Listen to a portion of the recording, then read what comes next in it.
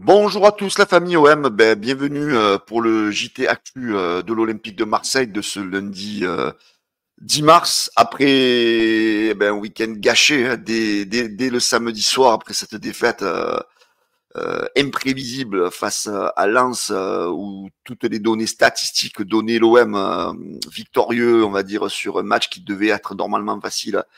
Voilà, hein, on s'est rendu compte que dans le football, les statistiques, c'est n'importe quoi. Les datas, je veux bien, mais bon, à un moment donné, voilà, faut rester dans la réalité, dans le football, dans l'envie, dans voilà, la réalité des vraies statistiques surtout. C'est l'envie de gagner des matchs et de tout donner pour les gagner. Voilà, donc bienvenue à tous les amis. J'espère que malgré tout, vous avez passé un bon week-end en famille. C'est déjà lundi, c'est déjà la reprise. Et c'est vrai, le moral est un peu maussade, hein, comme le temps dehors à l'extérieur. Pour ceux, je sais pas, dans les autres régions. Mais en tous les cas, chez nous, dans la région marseillaise, il fait pas beau aujourd'hui. Le temps est gris comme le moral de l'Olympique de Marseille. Voilà, les amis, j'avais envie de faire avec vous ce JT de début de semaine. On va revenir un petit peu sur l'actualité de l'OM.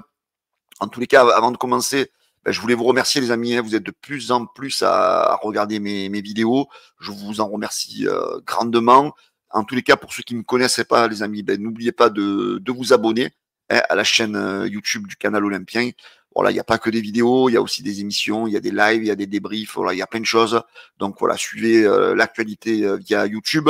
Et nous avons aussi donc une page Facebook où on a presque 117 000 abonnés, où nous mettons tous les jours au quotidien, à 24 heures sur 24, l'actualité écrite de l'Olympique de Marseille. Allez les amis, je vous propose de commencer tout de suite ce JT. Alors avec voilà le résumé, les regrets, on va dire, de cette journée avec donc ça avait commencé vendredi déjà. Il y avait eu déjà un bon résultat pour l'Olympique de Marseille. C'était ce un partout de Monaco qui s'était fait accrocher à Toulouse. Voilà, donc on s'était dit, voilà, c'est bon pour nous. Déjà un bon résultat, Monaco qui se fait accrocher. Rennes-Paris, 4-1 pour Paris. Lille-Montpellier, donc 1-0. Et voilà, nous qu'on recevait les Lensois qui étaient diminués. On s'incline 1-0 à domicile face à cette équipe lensoise. Hier, donc, il y a eu pas mal de matchs. Il y a Brest qui a battu Angers 2-0. Le Havre-Saint-Etienne, un partout. Nantes-Strasbourg, 1-0 pour Strasbourg. Reims-Auxerre, 0-2. Et le match qui va nous donner des regrets, d'énormes regrets, c'est la victoire de Lyon à Nice 2-0, donc ce qui permet à l'OM de garder cette deuxième place. Donc comme nous disait notre ami Karim Attab, la défaite d'hier de Nice nous fait avoir encore plus de regrets. C'est vrai qu'on aurait pu mettre vraiment les Niçois avec un beau matelas confortable. Surtout quand on regarde le classement, les amis, hein, voilà, donc Paris, bon, s'échappe. Donc ça, bon, on va pas en parler, hein, arrêtons de parler de titres. L'OM, donc, qui est deuxième avec 49 points. Nice, qui reste troisième à 46 points. Donc voilà les regrets, les amis. Imaginez-vous, avec cette victoire face à Lens, on serait à 52 points, avec 6 points d'avance sur le troisième. Franchement, on aurait été plus que bien. Voilà les gros regrets. On aurait pu mettre Monaco à 8 points. Voilà, donc c'est vraiment des gros regrets. Cette défaite, surtout avant le déplacement à Paris. Hein. On sait que le week-end prochain, ça va être compliqué pour aller chercher des points. Euh, les affluences, les amis, les affluences de cette journée, donc le stade Vélodrome, comme vous le savez, à son habitude, explose de tout en France. Hein, donc 64 952 supporters. Après, il y a Lille, 42 000 et quelques. Les Niçois, 23 000. Voilà, donc l'OM est vraiment, on va dire, la tête d'affiche de cette Ligue 1 en termes de supporters. Ça, on ne pourra pas nous le lever, les amis.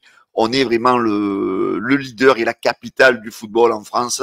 Donc encore hier, samedi soir, pardon, des tifos, des super tifos. Donc le virage sud avec les South Winners et les Ultras, voilà, de très beaux tifos. Le magnifique tifo adressé à la LFP de la part du virage nord. Voilà, virage de paix uni contre la répression. Voilà, donc ça, c'était magnifique. Hein. Donc, ce qu'on retiendra, malgré la défaite, bravo aux supporters de l'Olympique de Marseille. Comme je vous le disais, les amis, la prochaine journée, donc la 26e journée, Voilà, il y aura l'OM donc qui va aller à Paris, bien sûr. Il y aura un Nice-Auxerre, on sait jamais avec les petits Auxerrois, pourquoi pas aller faire aller accrocher encore une fois les Niçois. Lille qui va se déplacer à Nantes, Monaco qui se déplace à Angers, Lens-Rennes, Lyon recevra Le Havre, Brest-Reims, Montpellier-Saint-Etienne, Strasbourg-Toulouse et Paris-OM, donc dans le Classico, dimanche soir à 20h45. On le sait les amis, on va être attendu de pied ferme là-bas, donc faut pas s'entendre à des miracles. Moi je m'attends à rien, je vous avoue, surtout qu'en plus bon il y a de grandes chances qu'ils vont sortir en Coupe d'Europe, en Ligue des Champions. Donc du coup, bon, vous le savez, ça va être leur finale face à nous. Et voilà. Donc moi, le seul truc que j'espère, c'est qu'on prenne pas une grosse branlée et qu'on essaye de se défendre et qu'on essaye de jouer comme des hommes face aux Parisiens dimanche soir. Allez, on poursuit les amis donc avec l'OM comme titre d'équipe, les dessous d'un enlisement. Voilà, on a l'impression qu'il y a certains joueurs qui ont un peu lâché.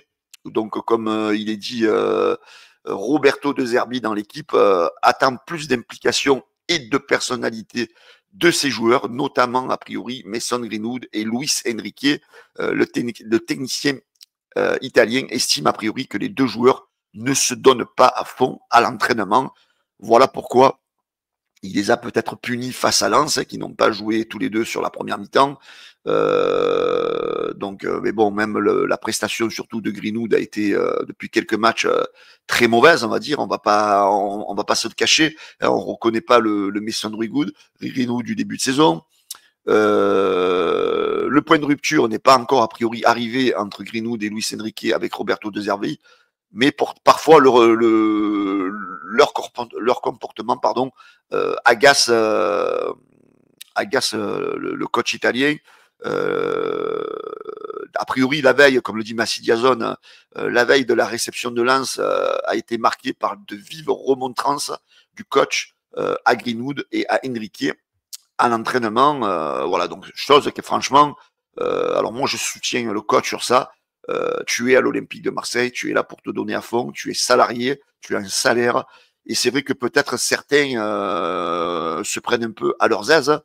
Alors vu que la concurrence n'est pas forcément grande à leur poste respectif, c'est vrai que l'OM est en manque de piston droit. C'est vrai que l'OM, en termes d'attaquant droit, ben, on n'a pas grand-chose.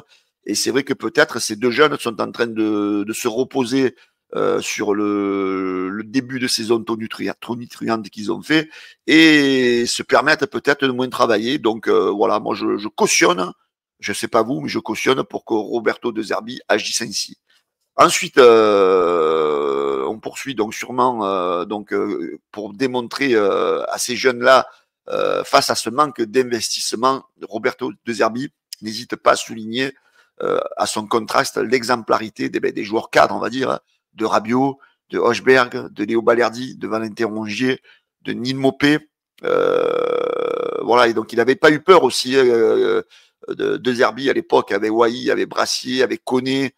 Il avait déjà parlé de manque d'investissement de ces joueurs-là à l'entraînement. Voilà, on a envie de se poser la question, est-ce que Roberto De Zerbi n'est pas en train de perdre Mason Greenwood et Luis Enrique dans son effectif? Alors, de quoi ça vient?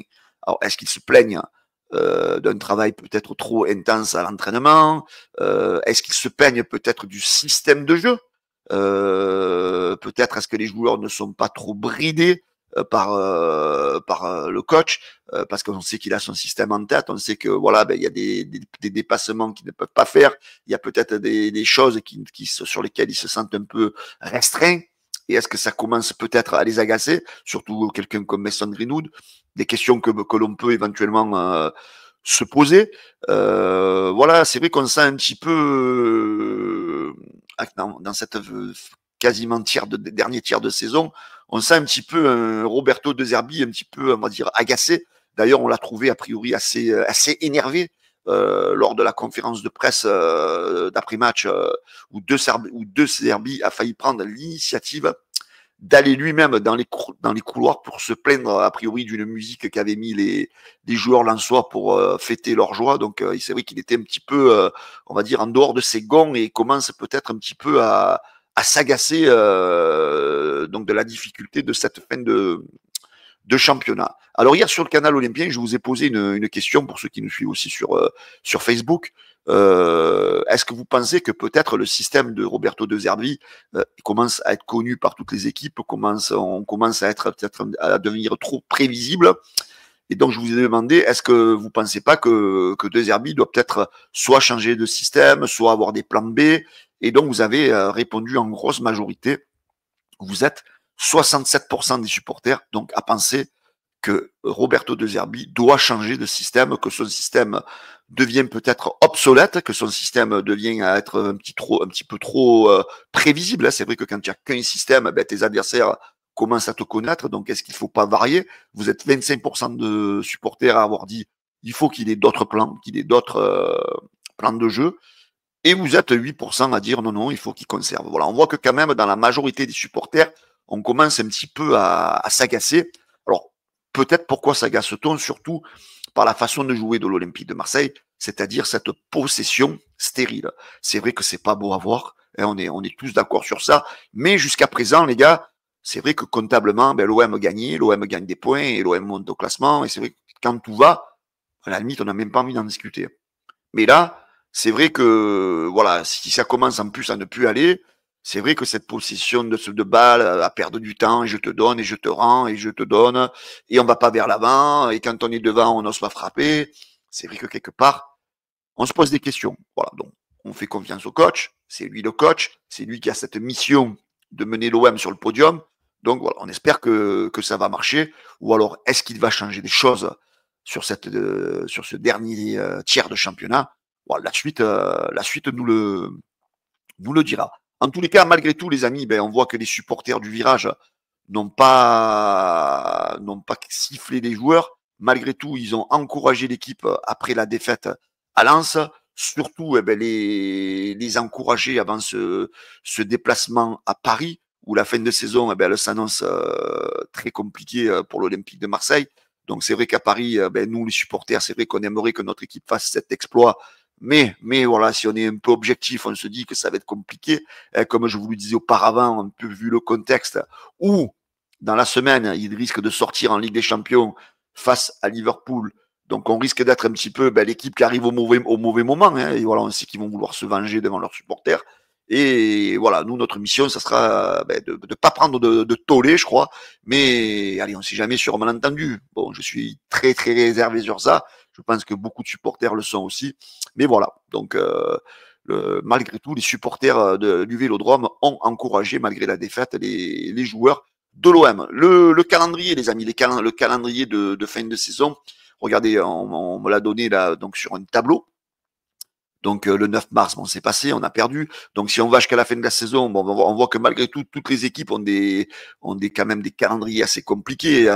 Donc sur la prochaine journée, comme je vous disais, Nice reçoit Auxerre, Monaco va à Angers, bon, nous on va à Paris, Lille va à Nantes. Ouais, c'est vrai que sur cette journée-là, on risque d'être un petit peu rattrapé par nos poursuivants. La journée d'après, il y a un Monaco-Nice très intéressant aussi.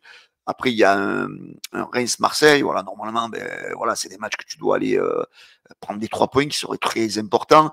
Après, il y a le derby du Nord entre Lille et Lens. Voilà, là, ça pourrait aussi être quelque chose d'intéressant pour l'Olympique de Marseille. Nice reçoit Nantes sur la journée d'après. Monaco va à Brest, on reçoit Toulouse. Il y a le Lyon-Lille aussi qui pourrait être intéressant. Ensuite, il y a Strasbourg-Nice, Monaco-Marseille. Ça sera un match compliqué pour l'OM, mais moins compliqué qu'à Paris, je pense, parce qu'on connaît que l'OM, voilà, il y aura beaucoup de supporters de l'OM qui vont faire le déplacement, et on sait que, voilà, souvent on arrive à faire des résultats du côté de Monaco. Toulouse-Lille, Nice-Angers, Monaco-Strasbourg, Marseille-Montpellier, Lille-Auxerre, PSG-Nice, voilà, Nice doit aller aussi à Paris, ça c'est important, Le Havre-Monaco, OM-Brest, Angers-Lille, il y aura un Nice-Reims, il y aura un Saint-Étienne-Monaco. Voilà, les Stéphanois qui sont en zone rouge, donc devront impérativement faire quelque chose face à Monaco. Lille-Marseille, voilà, donc là aussi, ça sera un match compliqué pour l'OM. Nice ira à Rennes à la avant-dernière journée. Monaco reçoit Lyon en avant-dernière journée. L'OM ira au Havre. Lille ira à Brest. Et sur la dernière journée, donc, voilà, donc il y aura un Nice-Brest, il y aura un Lens-Monaco, il y aura un Marseille-Rennes. voilà, le calendrier de l'OM n'est pas plus pourri que les autres. Hein, donc voilà, mais par contre, voilà, là, il va falloir gagner tous les matchs. Les 2 matchs les plus compliqués, ben, ça sera surtout à Paris ce week-end. À Lille, Monaco, on peut espérer quelque chose parce que c'est vrai que quelque part, Monaco, ça nous réussit assez souvent. Voilà, donc la fin de saison s'annonce passionnante, on va dire. Les amis, on va féliciter notre ami Guiri, hein, qui a été élu joueur du mois de la Ligue 1. Bravo, bravo Amine Guiri, c'est mérité. Qui fait un très bon début de saison avec l'OM, hein, parce que pour lui, c'est le début de saison qui a un petit peu fait taire les personnes qu'il avait critiquées avant qu'il signe du côté de l'OM. Ben, bravo, donc c'est la seule satisfaction du week-end, on va dire, avec Amine Guiri, donc qui remporte ce titre de meilleur joueur du mois de février en Ligue 1. Et pour terminer ce JT de l'OM, je voulais vous parler, les amis, d'un ex-joueur de l'Olympique de Marseille qui n'a pas réussi ses blessures, Eli Wahi, qui n'a connu qu'une seule titularisation avec Francfort depuis son arrivée. Et même hier après-midi, le coach lui a préféré Michy Batshuayi. Donc voilà, ce qui fait dire que peut-être que du côté de l'Olympique de Marseille, on ne s'est peut-être pas trop planté dans l'avenir de ce club, de ce joueur qui devenait voilà, pas très intéressant pour continuer avec le maillot bleu et blanc. Voilà les amis, c'était ce JT actu de l'Olympique de Marseille de ce lundi.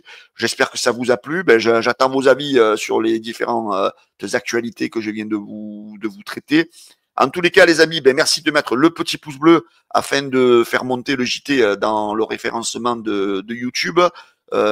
Pensez à vous abonner, les amis. Hein. Vous avez la petite cloche sur le bas de la vidéo où vous pouvez vous abonner pour avoir plus d'actualités de l'Olympique de Marseille. Je vous souhaite à tous, les amis, ben, pour tous ceux qui travaillent, une bonne reprise de boulot. Pour moi, ça sera que cet après-midi. Et pour ceux qui sont en vacances, les amis, ben, profitez de vos vacances. Voilà, on va attendre le week-end prochain, tranquillement. Mais bon, restez connectés sur le canal Olympien. Il y aura d'autres actualités dans la semaine. Allez, je vous embrasse à tous et je vous souhaite une bonne journée. Ciao, les amis.